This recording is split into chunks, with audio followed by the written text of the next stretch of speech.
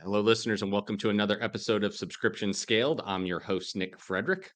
With me today, our guest is Teresa Torres, who is the author of a book called Continuous Discovery Habits and the CEO of Product Talk. Teresa, welcome to the show. Nick, thanks for having me. I'm excited to be here.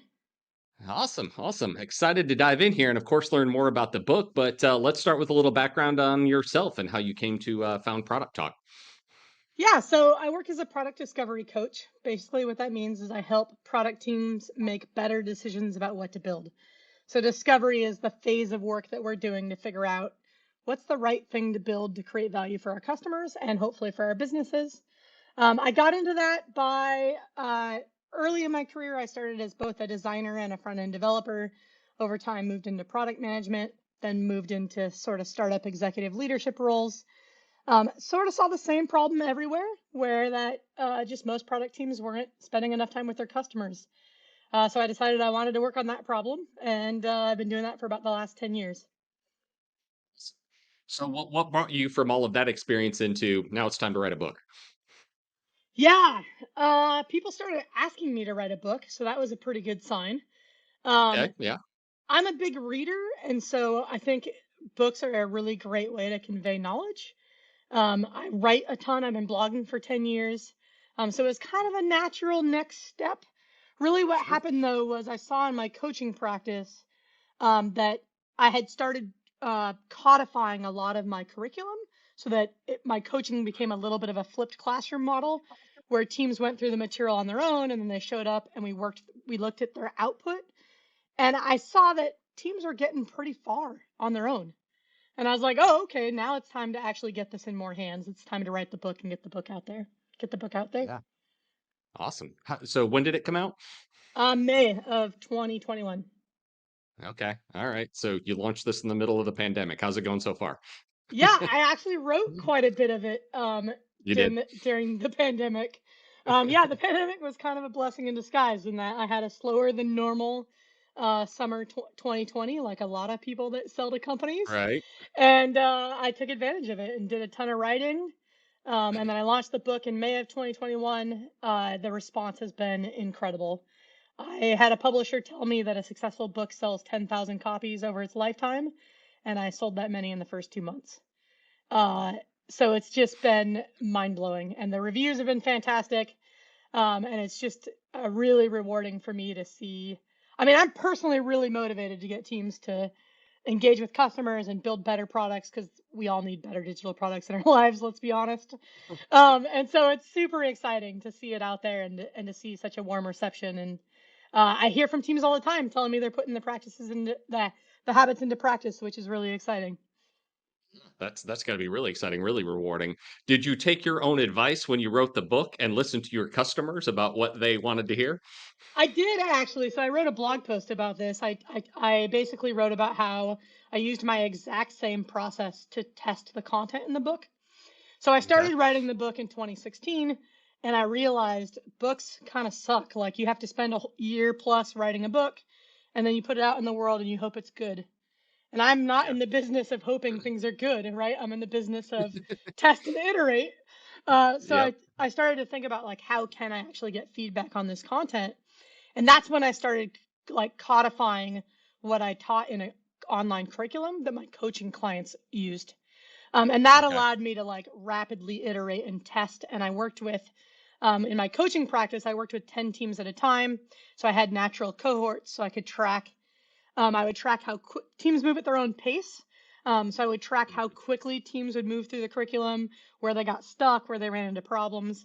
And I spent about almost 3 years like formally experimenting and iterating on the content.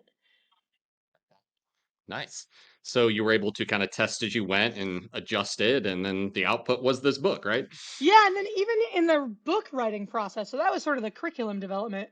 And then over the Okay. course of 2020, as I was writing the book, I launched an early readers program where I had about 60 people. They actually paid Hmm. for this, which was kind of nice given that COVID decimated a lot of my corporate work for a little while. Sure. They paid for to receive one chapter each month as I wrote it.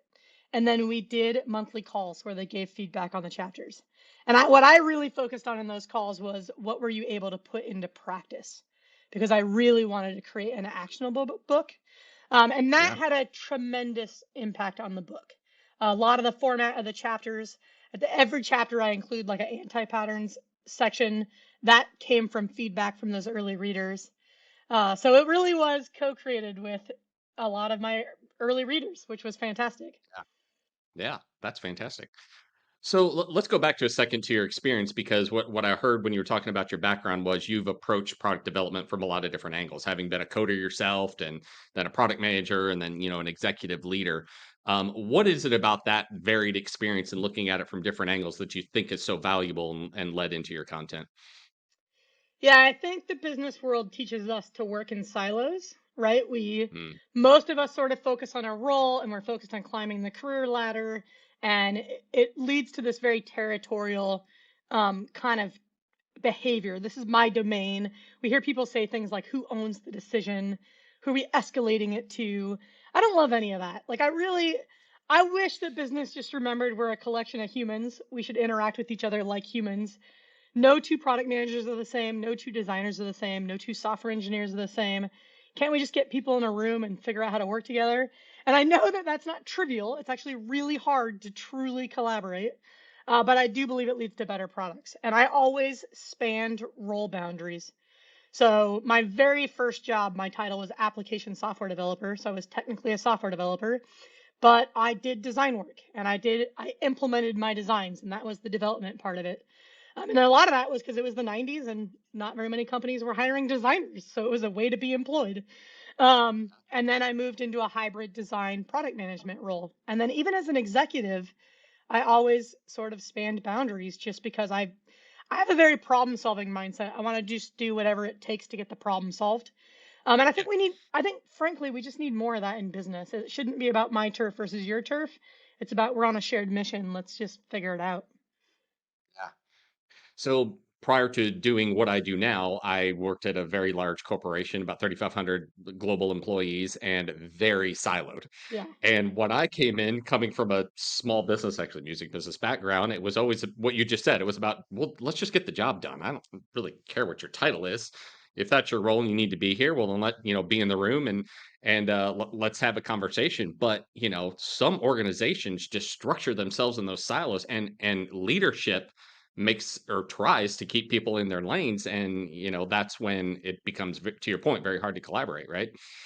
Yeah. So all of my full-time employee experience outside of consulting was at early stage startups. And that's a natural environment for just go Sure. get the work done. Like there's more work than Right. there is people. So you're just going to go figure it out. But Wear that hat. Yeah. but as a consultant, I've consulted for really large multinational companies with hundreds of thousands of employees, and I can fully appreciate how strong those silos are. And probably the number one question I get from people is, how do I convince my company to work this way? And like, how do we break through those silos? And I'm not a big fan of taking the organizational change angle as an individual contributor. Like, you're probably just not going to make a lot of progress. So I like to encourage people to just be, it's a little bit of that cliche of be the change you want to see in the world. Just start collaborating with your peers. Don't wait for permission, um, and show that it works better. And then other people get curious and want to mimic what you're doing. Yeah. I like to think I took that approach and was able to bring a lot of people together, but it just wasn't the mentality at the time. Yeah. It was, well, this is my job. I'm going to stick over here and do this. So yeah, it's hard to overcome that. When you're working with your clients, do they recognize that that's a problem coming in, or is that something you identify once you get there? It really depends on the company. So, Okay. what's nice about the product world right now is that some of these concepts are becoming really trendy, right? So, Okay. Yeah. empowered product teams is a really trendy idea right now. And this idea, I talk about product trios, this idea of product managers, designers, and engineers collaborating together is a really trendy idea right now. So, most companies have heard those concepts. They want to move in that direction. Where are they? It's all over the place. Yeah. Yeah. Well, I asked that question because a lot of our listeners there's many startups, but there's also those at larger organizations who want to either take a transactional based product approach and maybe go to subscriptions, but they're trying to do that transformation within their company. And a lot of times that's, of course, a product transformation as well. So they see where we need to go and they see all the benefits of it, but trying to shift an organization, especially one that's like a big container ship and not a small boat, into a different direction can be really challenging. So I like to ask a lot, like, how do you kind of make the business case to your leadership? Because it's always great to get them on board and support that across the organization, but then just get everybody kind of now steering in that new direction. I mean, that's so challenging. Yeah, you know what? This isn't unique to big companies. So one of my Okay. last full-time employee jobs is I was a CEO of a startup. It was not my company. I was not the founder. It was just through a series of events I became the CEO of this startup. And I was running the company during the 2008 economic downturn. We were a recruiting company, so you can imagine this was not a fun period of time. Like all of our customers stopped hiring. They could care less about recruiting software. It was a tough time, and it was clear we had to change to survive. I saw resistance from every single one of my employees. Even though like the whole world was telling us change or die, right? And this got me really curious. And I actually went back and I got a master's in learning and organizational change. Like, why is it that humans have such a hard time with this? And I actually tell people don't try to solve the organizational change problem unless you're in the C-level suite.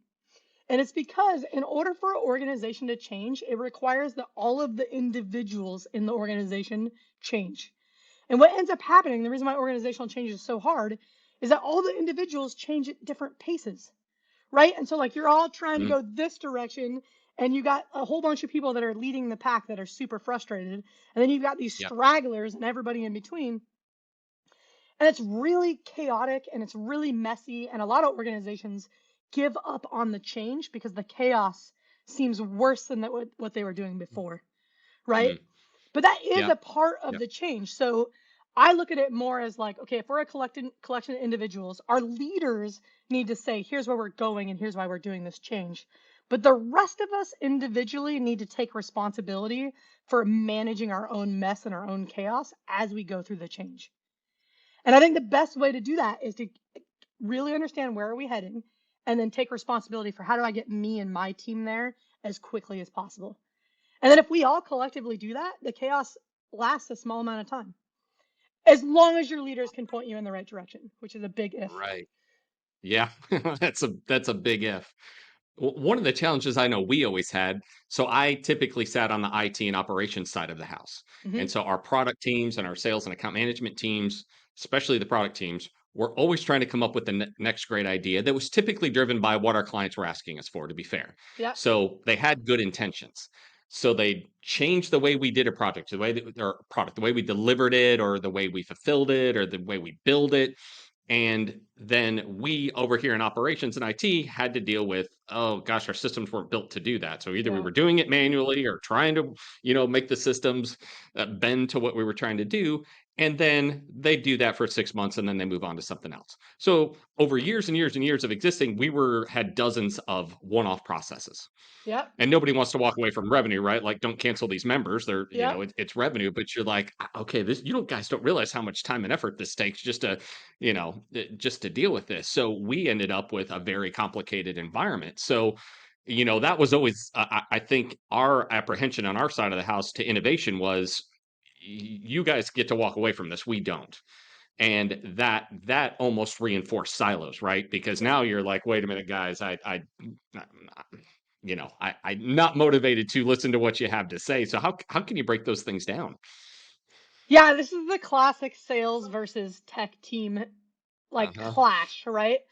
And I think the Right. first thing is understanding why does that exist. So a sales team has they have an opportunity mindset, like a transactional capture every opportunity for revenue mindset, and they should. That's what brings Mhm. revenue in the door, right?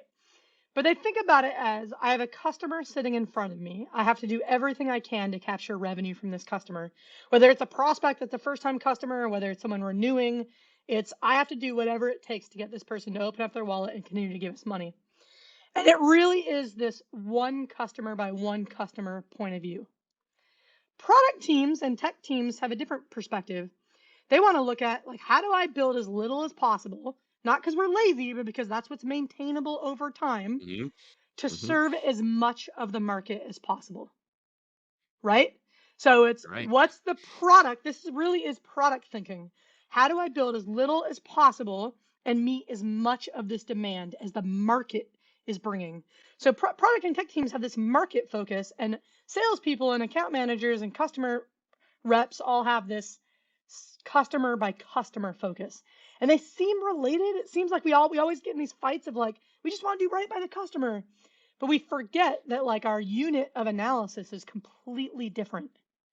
So the first is just recognizing like we come from different perspectives, and then we have to meet each other in the middle somewhere. Right? So as the sales side has to recognize we are not going to be able to serve customers down the road if we keep building one-off stuff. And the product team has to recognize that if I don't help my sales teams close business this quarter, I won't have money to build next quarter's product. So it doesn't really matter that I have a better way of serving the market. The market's going to disappear because our competitors going to eat our lunch if we can't close business right now. And it really is understanding both sides of that equation and looking at how do you manage those trade-offs and do it in a way that doesn't always favor the short term, but it can't also always favor the long term. So when you have product and salespeople and technology people who have that mindset and can get in a room and collaborate, you can work through a lot of those problems. How do you deal with larger organizations that maybe in one of those departments have somebody who just that they're living in their world and they don't want to hear anything else and they're just trying to steamroll everybody else? Yeah, I think one of the biggest like illnesses we have in business is this belief that we can do everything, right? And we see this from salespeople. I mean, I'm not picking on salespeople. We see this from everybody. We Mhm. believe like, why not just do it? Like the worst phrase for a product person is, "How hard could it be?" Right? Like, well, let's talk about how hard it could be. Let's talk about the next 30 years of maintaining this crappy thing we're building, Right. right? That's how hard Oh, it could be. it's a good one. Yeah. Um, and so I think uh, first of all, the unfortunate reality is sometimes we're going to have tough personalities in business, and I don't have a solution to that. Like, that's just all the normal people skills we have to bring to work every day Yeah. of just managing Right. around that. But I think a lot of the root of it is we do have this belief we can do more than we actually can. And one of the things that I'm really grateful for my startup CEO experience, I was a CEO for 2.5 years. It's during an economic downturn. It was by far the hardest thing I've ever done. I was totally burnt out and had physical health like symptoms as a result of it. Like it was really hard. But here's what I had to face. I had to come face to face with this reality that there will always be more work than I can do. Always. And here's the Always. thing. That's always true in every role. It wasn't until I was in an impossible situation that I fully recognized it and owned it and just said, okay, I can't do all of this. How do I ruthlessly prioritize so that we can survive? And it turns out that mindset is needed in every single role, every single day. Because the lazy way out is we'll do all of this eventually. No, you won't. You never will. The mountain never gets smaller, right? So I think a big part of this negotiation is everybody has to come to the room with the belief that we cannot do everything. And that's where the negotiation starts. I think the problem is most people don't come in the room with that belief and we just fight over we are going to do everything, figure it out. Right. Doing what is it? Doing every idea is a bad idea. Yeah. Pursuing all ideas is a Yeah. bad idea, or something like that. Yeah. Yeah. Yeah. I'm a firm believer in that. Well, talking about product development and product management, and I'm a product manager myself within our company, our billing system, our platform, our product. I'm the main product owner of, but you talk about customer input into that process and how to incorporate that. One of the things that I have always struggled with is, does the customer really know what the customer wants? Yeah. Because there's certainly been situations where they've asked for X and we've gone, I don't think you want X. And if it's truly a custom software development project, which we do, you're going to get what you ask for. We're going to try to talk you out of it, but if that's what you want to do, fine, Yeah. you'll get it.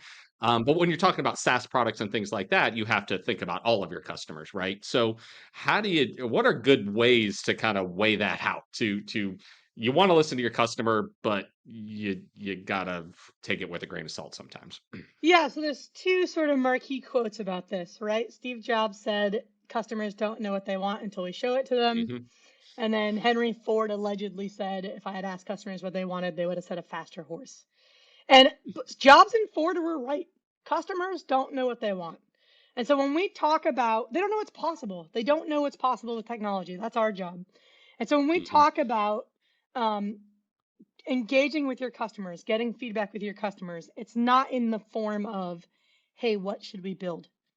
It's more about, Nick, tell me about your life. Tell me about your context. Tell me about what your goals are. What are you trying to achieve? How does our software fit in your world? Right? Give me the context, give me the surrounding environment. Give me your what's the outcomes you're looking for? Help me understand how we can serve you. That's that's the first piece is just getting a much richer understanding of who are we designing for, what's the environment in which our product takes place, and what's the outcomes we're trying to deliver for that customer. And I teach that on that's interviewing. How do I interview my customer to really understand context and nuance and needs and pain points and desires? And it's not as simple as, hey, Nick, what do you need? There's more nuance than that, right? Then on the solution side, as we're evaluating solutions, the big mistake teams make is they put their solution in front of the customer and say, do you want this? Again, we don't know what we want. Like it's easy for me to say, yeah, I want a gym membership, but I'm going to go to the gym all the time. Humans are optimistic. We're optimistic about our future behavior. We're optimistic about how much time we'll have in the future. We don't know, right? And so on the solution side, it's not about asking customers, do you want this? It's about creating situations where you want to see the behavior you need to see for that solution to be successful. I call that an assumption test. So that could be as simple as I'm going to put a prototype in front of you and I'm looking for a specific behavior. It could be I'm asking a very directed one question survey question and I'm looking for a specific type of response. But I'm looking for, are you exhibiting the behavior I need you to exhibit for this specific solution to work well? Interesting. Wow.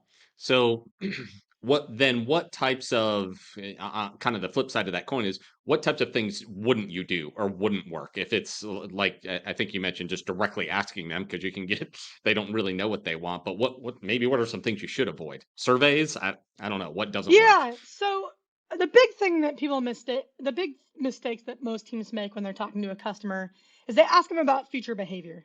Would you use this? What would you pay Okay. for this? Do you like this? These are speculative questions. We don't know what we like. We don't know what we use. We don't know what we would pay for. I always tell this story. I used to say I'm never going to pay $100 for a pair of jeans. I thought that was ridiculous. And then I tried on Lucky Jeans and they fit really well, better than any other pair of jeans I've ever owned. And I now pay $100 for jeans, right? Like Right. Right. I thought that I was price sensitive, but I really was more Yep. fit sensitive. Like there's a Yep. million examples of this. Um, Hmm. and so those questions lead to like the unfortunate thing is that like if I can ask you just about any question and your brain's going to give you an answer, right? So Hmm. like the lazy way is I'm just going to come up with like here's all these things I want to know about Nick. I'm just going to ask him and it's going to feel really productive because you're going to give me a whole bunch of answers. The problem is your answers aren't necessarily going to reflect your behavior in reality. Right. And so we end up building products that don't work for you because we collected a bunch of unreliable feedback from you. So the key on the interviewing side is we have to collect stories about specific past behavior. And so the first is stories. Like I want to hear a real story about your life, and it has to be about a specific instance. So I use Netflix a lot in my examples because everybody's familiar with how Netflix works, right? Good subscription business. If I asked you, tell me about your experience on Netflix, that's a good, wide open question. It's not leading. If you've read any advice on the internet about how to interview, they would say that's a good question. I think that's a garbage question because I just invited you to speculate about your Netflix behavior. And you've probably never once in your entire life sat down and reflected on your Netflix behavior. But if I ask you that question, you can generate a pretty fast answer. The challenge is that answer isn't going to reflect your behavior necessarily. So what I want to do is I want to ask about a specific instance. Nick, tell me about the last time you watched Netflix. Or Mm. if I'm on the mobile team, I can say, tell me about the last time you watched Netflix on the go. Or if I'm on the search team, I can say, tell me about the last time you just searched for something on Netflix. And then my job as the interviewer is to keep you grounded in that story, because what your brain is going to want to do is say, oh, well, I was watching this movie. I love action movies. I always watch action movies. Okay, you just went from the specific to the general. So now I got to bring you back. Okay, so you're sitting on the couch in your living room and you picked an action movie. Then what happened? And that's the work of interviewing, to get really reliable answers. And what's great about that way of interviewing is we also get context. We hear about needs. We hear about pain points. You're going to tell me about the fact that you had to wait 2 minutes for the movie to buffer because you had an inconsistent internet connection. You're going to tell me about how you had to pause because your significant other came home and it was time for dinner, right? Like, all of that stuff will come out because it's a real story. You may not even be aware those things happened until I take you through the retelling of your story.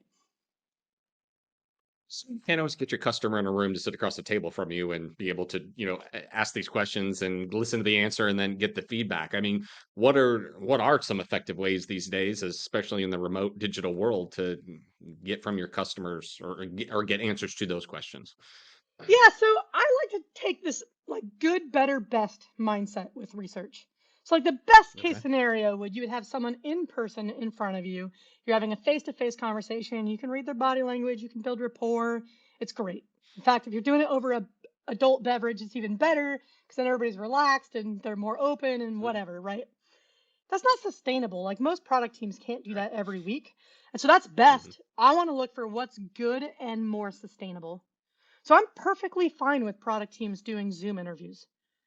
If you're interviewing on a sensitive topic, I would drop the video and do audio only videos, Okay. right? Um, so is that as good as in person? In some ways, no, because we lose a little bit of the fidelity. In other ways, video and phone is better, because when you're relying on the people that are willing to come in and talk to you, you're stuck to your geographic region. You're stuck to the people who have enough discretionary time to get in their car and drive to you, right? Whereas some of these virtual options expands who we can talk to. It increases the diversity of who we talk to. We can do a 10-minute interview because they're not spending 15 minutes each direction commuting. So we can do shorter interviews, which gets us access to people that have less discretionary time, right? So I think there's a lot of benefits to actually doing this virtually. You can certainly see that. It's also the reality of where we are now, and we're going to Yeah. have to adapt to these ways. I have teams that do their interviews over text. And that's a pretty low fidelity interview, but if Mm, that's what their customers are capable of doing, do it. Right? So yeah. it's a little bit of, you have to align what you're trying to learn with what your customer is willing to give you. I talked to a team like in the last couple of weeks. They work on a product for developers, and they cannot get a developer on the phone, but they created a Slack community, and those developers will hang out in that Slack community and answer any question they throw their way, right? And that's, Yeah. if your customers are all introverted that don't like to talk on the phone, well, then don't do phone interviews. Yeah. Yeah. Well, that's something I've just had to learn and accept myself, because I'm of the mindset, yes, we can get together across the table and have an adult beverage. We are going to have the most productive conversation in the world. And those have always been some of the best. But, it's just the reality that there are people who are and will forever be more comfortable with Slack or text even, or whatever new method's going to come out tomorrow. And Yep, that's okay, right? But you just kind of have to meet those people wherever they're at. exactly. Exactly. So let's talk about testing a little bit. One of the things, again, at my former company, we did a whole heck of a lot of different testing to see how consumers respond. That can be challenging in and of itself, because are your test beds equal? So there can be some challenges there. But what are your thoughts and recommendations on putting things out there and letting customers test? Yeah, so let's get specific here. So most people, when they hear testing, they think of an A/B test or a split test, where you Mhm. build something, you launch it in your production environment, and then you give it to a percentage of your audience, and the other percentage has the old version, and you're comparing the results. I call that validation research. You're validating, did what you build have the expected impact? We should do that. That's good, right? But I wouldn't say that's discovery research, because I want you to figure out, are you building the right thing before you build it? With the A/B test, we just did all of the work to build it before we learned anything. And so that's problematic. So I've moved away from this experiment language, because when we hear experiment, we tend to think double blind randomized controlled study, because that's what a real experiment is, right? We don't always have time for that, and that's not what we should always be doing. I now talk about assumption tests because I want you focused on a very specific assumption, and then there's ways to really collect data about an assumption in a day or two. And that what that does is it allows us to test assumptions across multiple ideas and then start to do more of a compare and contrast. So what a lot of teams do is they focus on one solution and they're trying to figure out, should we build this or not? And that framing is really problematic. We're going to fall prey to confirmation bias. We're going to fall in love with the idea. We're just not going to be the most objective experimenter in that context. So if instead we run these really rapid assumption tests across multiple ideas, we make better decisions. So an assumption test could be a prototype. Now, most people, when they hear prototype, they think we're going to prototype the whole solution. It doesn't have to be a whole solution prototype. It could be a prototype that's designed to test a specific assumption. So an example I give of this is, like, let's imagine that Netflix wanted to get into live sports. So they don't stream any sports right now. Let's say they wanted to stream live sports. And they had a couple different potential solutions. They could integrate with TV channels that show sports. So like they could partner with TBS and FS1 and get Major League Baseball integrated. Or they could partner with the sports leagues themselves. So they could partner with Major League Baseball and license the games directly. Or they could partner with somebody who's already good at sports, someone like Fubo TV who's already done all those relationships. Okay, so we have three solutions. I want you to compare and contrast them. So to do that, we're going to break them down into their underlying assumptions. What needs to be true for each solution to be the best? So in one case, we have to be able to partner with FS1. What is that going to look like? How do we run experiments around that? In another case, we need to partner with MLB. In another case, we need to partner with Fubo TV. So there's sort of business development experiments we can run. How easy are these different organizations to work with? But there's all sorts of other things like, first of all, do Netflix subscribers even want to watch sports? So like we have this assumption that our subscribers, not humans, we know humans want to watch sports, but do our subscribers want to watch sports? And more importantly, do our subscribers want to watch sports on our platform? Right? So like I'm a sports fan, I have Netflix, but I watch sports on ESPN Plus, and I'm already satisfied with that. So like if Netflix offered sports, would I watch them there? I don't know, right? So let's take this assumption our subscribers want to watch sports on Netflix. How might we test that? Okay, well, we don't want to prototype the whole solution. We could just prototype some options of like, hey, Nick, if you were to watch TV right now on Netflix, and this is what came up on your Netflix home screen, what would you pick? Now, it doesn't have to be a pixel perfect production quality design. Right. It literally could just be a text list, right? And then if I have access to an unmoderated testing tool where I can launch a prototype test and walk away and come back the next day with these videos of people interacting with my prototype test, I just collected feedback in a day. That's a very fast assumption test. There's several other ways I could test this. I could do a one-question survey. One-question surveys live within your product or service, so you're capturing people's attention while you already have it. With surveys, they get a bad rep, and it's because we're terrible at survey questions. But it's the same rule as interview questions, right? Ask about specific instances in the past. So if I say, Nick, do you watch sports? That's a speculative question. How often? When? Like if you live in the US and you've ever watched the Super Bowl ever in your life, you're going to say yes. Right. A better question, Nick, have you watched a sporting event in the past week? Right? Yeah. Now we're getting at specific behavior and specific recent behavior. It's way less ambiguous. Okay, I can launch that in my product and get survey responses really quickly. If I'm Netflix, I can get responses probably in 30 minutes, right? Very fast way to test an assumption. Third way we could test it is we could say, we have a lot of data about our customers. Do we have any data that suggests they're sports fans? And in the Netflix world, we could go look at our search queries. Maybe people are already searching for sports on Netflix, right? So what's great about this mindset, like forget the idea, what needs to be true for your idea to work? Test those things.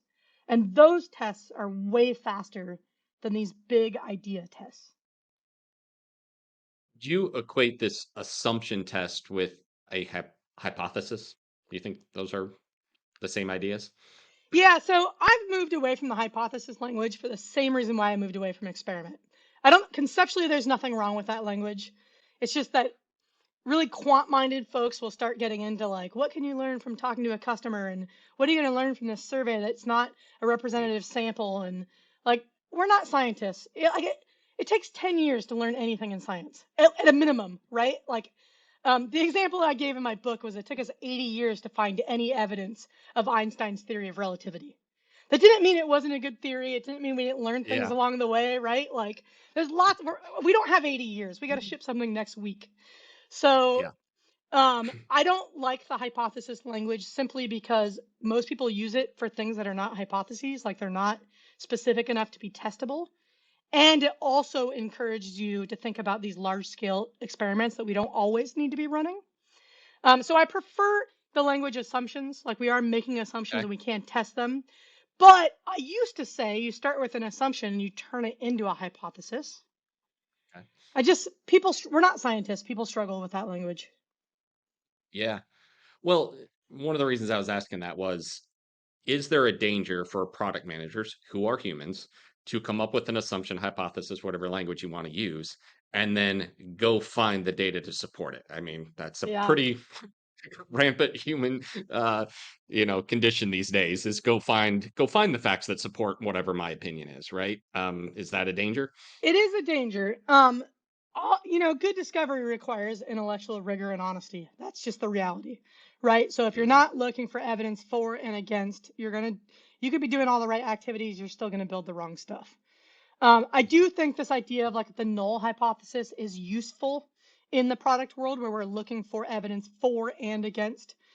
Um, and it does take discipline. It does take a little bit of rigor. The other thing that I teach is that you're not going to make a go no go decision on a single assumption test. So, like, let's say we go look at our search queries and we see that people are searching for sports on Netflix. Okay, that's a signal. It's not truth. We didn't just prove our hypothesis or our assumption, right? But it's a signal. And that signal says, okay, our intuition, there is some data that suggests we're on the right path. Now let's take the time to invest in the next level of rigorous assumption test, right? So think about it. I almost think about it as concentric circles. Like we start with the smallest thing. Yeah. If that's confirming, we Hmm. go to the next bigger thing and then the next bigger thing. Whereas most people want to start with the big thing and then you never ship anything. Right. Yeah. You make it too big, then well, you can get mired down on a whole bunch of things if you Hey, start to bite off you too wait a big of a month. chunk. You wait a month for experiment results, and again, we don't have a Yeah. month. Is there, well, so for a product manager who wants to take that approach, who believes in the philosophy, wants to take that approach, and now, but you still got some reliance on your IT development teams or whatever to even do small tests, right? How do you, what I've experienced sometimes is you can get people excited really fast and maybe they start taking things too far. So how can you kind of reel everybody in from, all right, guys, let's take this one step at a time and maybe jumping too far ahead. Yeah, so thankfully we live in a really amazing moment where we have great tools for this. So I already mentioned unmoderated testing that allows you to do prototype tests really quickly. We have really good tools that allow you to pop up a survey in your product. Um, it takes a little bit of implementation. Like we see people now talking about product ops and design ops, trying to remove some of that heavy lifting. But I don't, it's it's way easier now than it's ever been. So when like our product, sometimes it's hard to put small features into it because when you're talking about billing and payment systems, like these things either work end to end or they don't. Sometimes it's hard to put smaller features in the middle of it. So when you're in a situation as a product manager where it to really test this requires a bigger bet, you got to put more chips on the table because I won't really be able to gauge how much revenue this is going to grow and how much my customers are going to want and use it until I can actually put it out there in the market. What different paths or steps should they then take to, they can't go get smaller bits of data. What can they do to maybe get enough information to then go, all right, we can now have enough justification to make this bigger bet. Yeah, so we're always making bets. Even if you're doing great discovery, you're still making a bet. You're just making a better bet, right? So that's the first Mm-hmm. thing. Like, we're never going to remove uncertainty from this process. There's always going to be that moment of, okay, we're all in. We got to make the bet. I think that's really important to recognize. And it really, the goal of our discovery is to just make the best bet that we can. I will say, I have never worked with a team that couldn't find some assumptions to test. So don't think about an assumption as a small feature. An assumption is not tied to a feature necessarily. It's just what needs to be true for this to work, right? And there's lots of ways to test them that have nothing to do with building anything. Yeah. Well, Teresa, I've already learned so much, and I've really enjoyed the conversation today for sure. If any of the listeners want to get in contact with you or want to learn more and follow you, where can they go and do that? Where are you out there on the web? Yeah, so the book is called Continuous Discovery Habits. It's available at bookstores around the world. And then I Okay. blog at producttalk.org. And Okay. as part of that, we also have some online courses and a community of people that are trying to put these habits into practice. And then I'm also on Twitter at T Torres. I'm on LinkedIn. I'm pretty visible. So if you just do a Google search, you're going to find me Not pretty hard to quickly. find, right? Yeah. That's a good thing. Well, congratulations on the book. I mean, I myself can't wait to go read it. I'm sure just from what I've learned today, I'm excited to get in there and learn even more. So, best of luck with that. But congratulations on the success so far.